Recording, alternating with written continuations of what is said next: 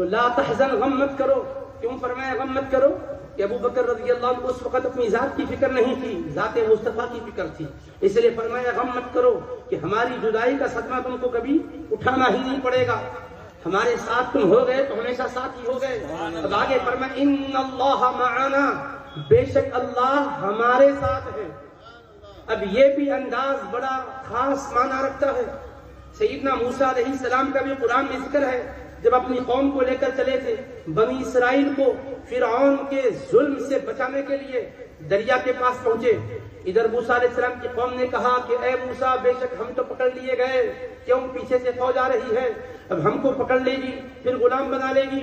تو حضرت موسیٰ نے کہا قال کلا، ہرگز نہیں، ان معی ربی، بے شک میرے ساتھ میرا رب ہے. حضرت موسیٰ کی قوم گھبرائی تو کیا کہا؟ ڈرو نہیں، میرے ساتھ میرا رب ہے. ادھر موسیٰ کلیم اللہ ہیں، ان کی ادھر امت ہے اور ان کو فرعون کا ڈر ہے. وہ کہتے ہیں کہ انا لمدرکون، اے موسیٰ ہم تو پکڑ لیے جائیں گے، پھر ہم کو مارا جائے گا. تو کلیم اللہ نے کہا ہرگز نہیں، انا معیہ، بے شک میرے ساتھ ربی، میرا رب ہے، سیہدین، وہ میرے کے لیے راستہ کھولنے والا ہے، وہ منزل تک پہنچانے والا ہے. تو حضرت موسیٰ کی قوم نے کیا کہا تھا؟ ہم پکڑ لیے جائیں گے. تو جواب میں آپ نے فرمایا بے شک میرے ساتھ میرا رب ہے.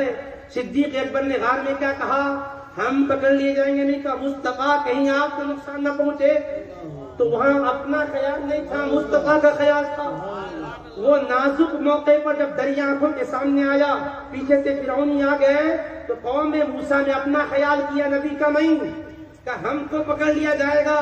تو پیغمبر کہتے ہیں کہ نہ گھبراؤ، بے شک میرے ساتھ میرا رب ہے. اب ابو بکر صدیق اس موقع پر اکیلے ہو کر اپنا خیال نہیں، مصطفیٰ کا خیال، پوری قوم بنی اسرائیل ہو کر اپنا خیال، اور صدیق تنہا ہو کر مصطفیٰ کا خیال. وہ ایک انداز محبت ہے، یہ بھی ایک انداز محبت ہے. اب ایسی محبت جب کی جائے تو سرا نہیں ملے گا. حبیب تو ہر محبت والے کو سرا دیتے ہیں، ہر خدمت والے کو سلا دیتے. سمجھ رہے کہ نہیں؟ کہ وہ قوم نے کہا تھا ہم پکڑ لیے جائیں گے، ہمیں ڈر ہو رہا ہے. تو پیغمبر کہتے نہیں، میرے ساتھ میرا رب ہے، ڈرو نہیں. جب میرے ساتھ ہے تو تم کہاں سے پکڑ لی جاؤ گے؟ میں تمہیں بچا لوں گا، میرے ساتھ میرا رب ہے. مگر یہاں صدیق یہ نہیں کہتے مصطفیٰ انی لمدرک، مجھے پکڑ لیا جائے گا. کہنے لگے یا رسول اللہ کئی دشمن آپ کو دیکھنا نہیں میرے آقا، کوئی آپ کو نشانہ نہ بنا لے میرے آقا. فرمایا لا تحزن، مجھ پر کوئی وار نہیں کر سکے گا، مجھے کوئی نقصان نہیں پہنچا سکے گا، تمہیں صدمہ سہنا نہیں پڑے گا. ابو بکر تمہارا محبوب محفوظ رکھے گا، لا تحزن، غم نہ کرو. اب آگے کا جملہ کیا ہے؟ ان اللہ معنا، بے شک اللہ ہمارے ساتھ ہے. میرے ساتھ ہے کہیں بھی کہہ سکتے تھے حضور، بے شک اللہ میرے ساتھ ہے، مگر نہیں کہا ہمارے ساتھ. ابو بکر تم اکیلے نہیں ہو گئے نا، تم مجھ سے وابستہ ہو گئے اور مجھ میں فنا ہو کر تم کہہ رہے ہیں کہ مصطفیٰ کو تکلیف نہ پہنچے. تو ابو بکر تم نے اپنی مرضی کو میری مرضی میں فنا کر دیا. ابو بکر تمہاری خواہش سے نہیں، میری خواہش تمہاری خواہش بن گئی، میری راحت تمہارے لیے راحت بن گئی، میرا چین تمہارے لیے چین بن گیا، میرا آرام تمہارا آرام بن گیا. اے ابو بکر جب اتنا تم میرے ہو گئے تو میں تمہیں الگ نہیں کروں گا، تم بھی میرے ساتھ ہی ہو. بے شک اللہ ہمارے ساتھ ہے، اللہ میرے تمہارے ساتھ ہے. یہ بھی نہیں کہا ہمارے ساتھ ہے. یعنی ابو بکر ہم تمہیں تمہارا بھی نہیں کہتے، ہمارے اندر تم آئے ہو، ہمارے کمرے میں تم آئے ہو، ہماری ردائے رحمت میں تم آئے ہو. اب جو حضور نے پلایا تھا وہ کیا پلایا تھا؟ کمال نبوت کا جام پلایا تھا، اخلاق نبوت کا پیکر بنایا تھا. کہ اے ابو بکر نبوت کے اخلاق کا تم پر جلوہ ظاہر ہو چکا ہے، اب تجلیات اخلاق نبوت کی تمہارے وجود پر آئی ہے. اے ابو بکر تمہارا وجود اخلاق نبوت کا پیکر ہے. اے ابو بکر سیرت ابو بکر ہوگی، آئینے میں مصطفیٰ کی سیرت نظر آئے گی.